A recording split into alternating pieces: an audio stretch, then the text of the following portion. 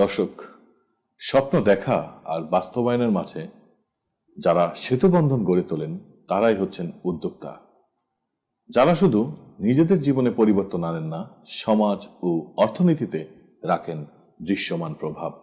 আমি নাজমুল হাসান আপনাদের সঙ্গে আছি আজকের বিজনেস বাংলাদেশ থেকে। উদ্যোক্তা মানে শুধু একটি ব্যবসা শুরু করা নয়, একজন উদ্যোক্তা মানে হলো নতুন কিছু তৈরি করা, সমস্যার সমাধান দেয়া এবং কর্মসংস্থান সৃষ্টি করে অন্যদের জীবনে পরিবর্তন আনা। একটি সৎ উদ্যোগ কেবল মুনাফার গল্পই বলে না, বলে দেশপ্রেমের গল্প।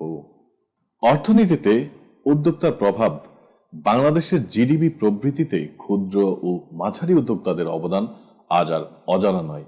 চাষাবাদ থেকে প্রযুক্তি, ফ্যাশন থেকে ফিনটেক, প্রতিটি খাতে আজ উদ্যোক্তারা ভবিষ্যতের নেতৃত্ব দিচ্ছেন।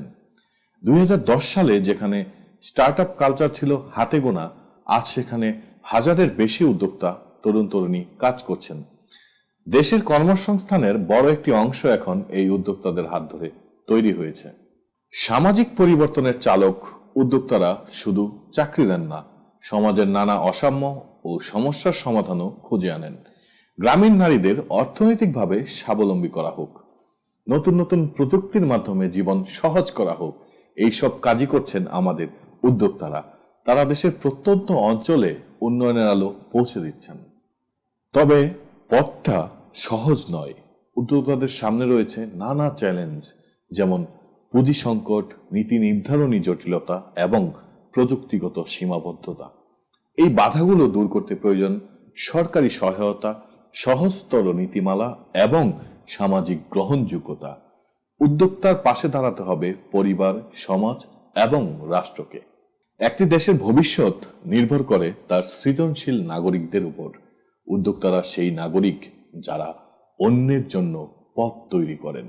তাদের সাহস, চিন্তা ও শ্রম, এই তিনেই করে উঠছে এক নতুন বাংলাদেশ।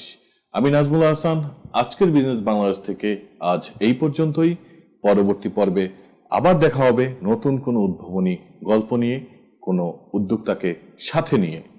তার আগ পর্যন্ত সকলে ভালো থাকুন, সাহসী হন এবং দেশ গড়ার যাত্রায় অংশ নিন একজন উদ্যোক্তা হয়ে। ধন্যবাদ সবাইকে।